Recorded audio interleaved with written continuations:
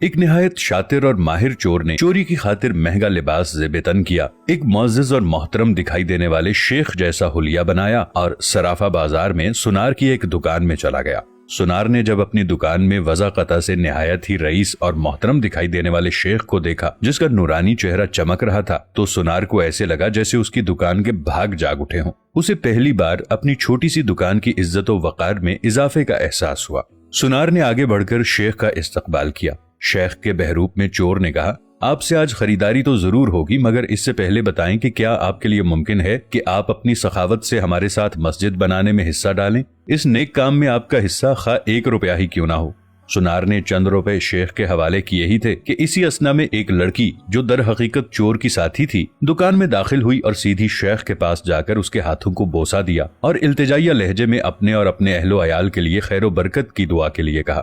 سنار نے جب یہ منظر دیکھا تو اس سے رہا نہ گیا اور معذرت خواہانہ لہجے میں کہنے لگا، اے محترم شیخ، لا علمی کی معافی چاہتا ہوں، مگر میں نے آپ کو پہچانا نہیں ہے۔ لڑکی نے یہ سن کر تعجب کا اظہار کیا اور سنار سے مخاطب ہو کر کہنے لگی، تم کیسے بد نصیب انسان ہو، برکت، علم، فضل اور رزق کا سبب خود چل کر تمہارے پاس آ گیا ہے اور تم اسے پہچاننے سے قاصر ہو۔ لڑکی نے شیخ کی طرف اشارہ کرتے ہوئے کہا کہ یہ فلاں علاقے کے مشہور و معروف شیخ ہیں جنہیں خدا نے کثرت علم، دولت کی فراوانی اور ہر قسم کی دنیاوی نعمتوں سے مالا مال کر رکھا ہے۔ انہیں انسانوں کے بھلے کے سوا کسی چیز کی حاجت نہیں، لوگ ان کی ایک جھلک دیکھنے کے لیے بےتاب رہتے ہیں۔ سنار نے شیخ سے معافی مانگتے ہوئے کہا، شیخ صاحب، میں معافی کا طلبگار ہوں، میرا سارا وقت اس دکان میں گزرتا ہے اور باہر کی دنیا سے بے خبر رہتا ہوں، اس لیے اپنی جہالت کی وجہ سے آپ جیسی برگزیدہ ہستی کو نہ پہچان پایا۔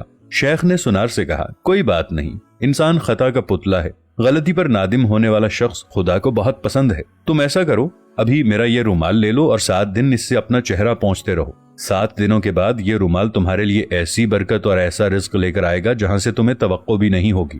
جوہری نے پورے ادب و احترام کے ساتھ رومال لیا، اسے بوسہ دیا، آنکھوں کو لگایا اور اپنا چہرہ پونچھا۔ ایسا کرتے ہی وہ بے ہوش ہو کر گر پڑا۔ اس کے گرتے ہی شیخ اور اس کی دوست لڑکی نے سنار کی دکان کو لوٹا اور وہاں سے فوراً رفو چکر ہو گئے۔ اس واقعے کو جب 4 سال گزر گئے اور سنار رو دھو کر اپنا نقصان بھول چکا تو 4 سال کے بعد پولیس کی وردی میں ملبوس 2 اہلکار سنار کی دکان پر آئے۔ ان کے ساتھ وہی چور شیخ تھا جس کو ہتکڑیاں لگی ہوئی تھیں۔ سنار اسے دیکھتے ہی پہچان گیا۔ ایک پولیس والا سنار کے پاس آ کر پوچھنے لگا، کیا آپ اس چور کو جانتے ہیں؟ کیونکہ آپ کی گواہی سے ہی اسے سزا ہو سکتی ہے۔ سنار نے کہا، کیوں نہیں، اس نے فلاں طریقے واردات سے مجھے بے ہوش کر کے میری دکان لوٹ لی تھی۔ پولیس والا شیخ کے پاس گیا اور اس کی ہتکڑی کو کھولتے ہوئے کہنے لگا، تم نے جس طرح دکان لوٹنے کا جرم کیا تھا ٹھیک اسی طرح سے وہ ساری کارروائی دہراؤ تاکہ ہم طریقہ واردات کو لکھ کر گواہ سمیت جج کے سامنے پیش کر کے تم پر فرد جرم عائد کروا سکیں۔ شیخ نے بتایا کہ میں اس طرح داخل ہوا اور یہ کہا، اور میری مددگار لڑکی آئی، اس نے فلاں بات کی، پھر میں نے رومال نکال کر دکاندار کو دیا۔ پولیس والے نے جیب سے ایک رومال نکال کر شیخ کو تھمایا۔ شیخ نے سنار کے پاس جا کر اسی طریقے سے اسے رومال پیش کیا۔ پولیس والا سنار سے کہنے لگا، جناب آپ بالکل ٹھیک اسی طریقے سے رومال کو چہرے پر پھیریں جس طرح اس دن پھیرا تھا۔ سنار نے ایسا ہی کیا اور وہ پھر سے بے ہوش ہو گیا۔ شیخ نے اپنے دوستوں کی مدد سے دوبارہ دکان لوٹ لی جنہوں نے پولیس والوں کا بھیس بدل رکھا تھا۔ تو دوستو، آج ہمارے ملک کا حال بھی بالکل یہی ہے۔ بھیس بدل کر وہی چور نئے روپ میں آ کر ملک کو لوٹتے ہیں اور عوام کو بے ہوش کر کے قومی خزانہ لپیٹ کر غائب۔ اگر اس ملک اور عوام کا سوچا جاتا تو آج ملک کی یہ حالت نہ ہوتی۔